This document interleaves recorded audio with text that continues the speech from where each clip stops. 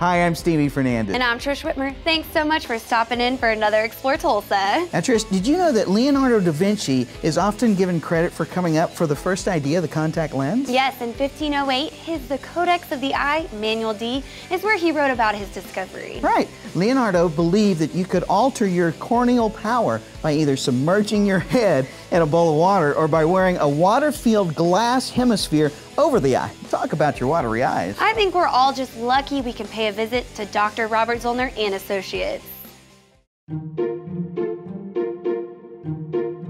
The thing that drew me to optometry as a young boy, I needed glasses. And so the first time I went in, I think I was 10 years old, and I got a pair of glasses and I put them on, and there was a whole new world out there. You know, I could see that those things on trees were actually leaves, and I could read signs, and all the way home I was yelling out signs to my mom and saying, wow, look over there, you know. So that was an excitement, a wonderment.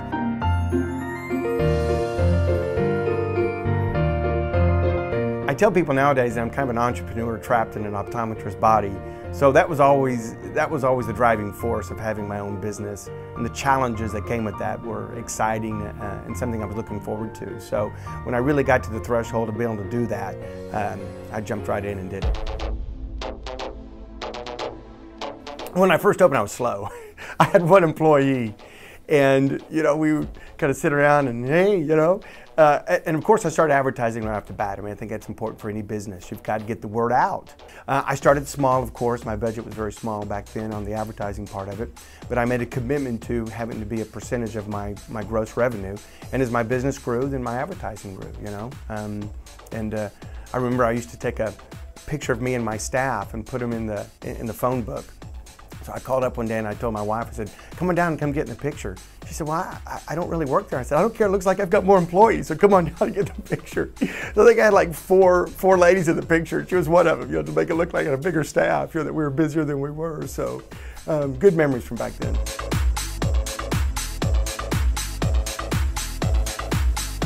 Oh, I've been trapped in this personality from day one, so.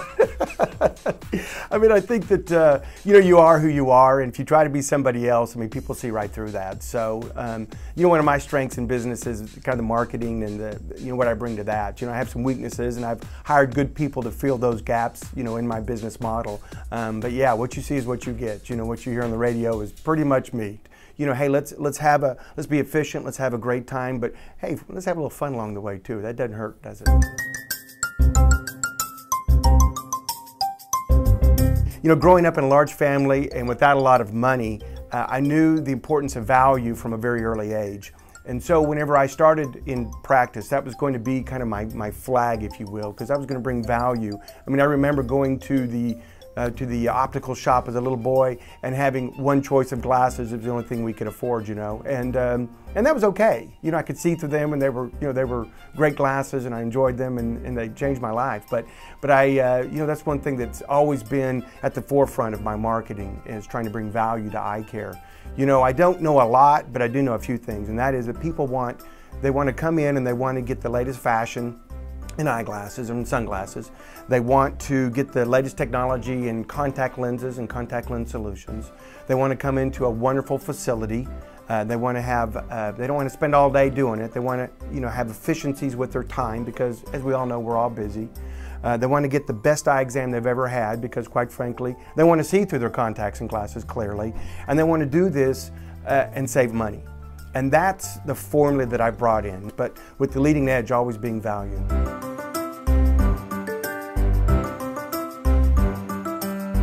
Well, I mean, I love Tulsa. Tulsa's my home, and Tulsans are great people.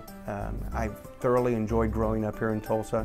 And you know, the nice thing about having all those business modalities kind of under one umbrella, if you will, or in one city, is that they're right here and they're handy for me. I don't have to do a lot of traveling. You know, my kids, I just became an empty nester last year, but that was one of the things that kind of was a driving force to build other businesses within Tulsa, is that I got to kind of leverage the marketing arm that I've built in town, quite frankly, and then also I didn't have to travel a lot when my kids were young. I could, you know, that's very important to me to spend time with them. So.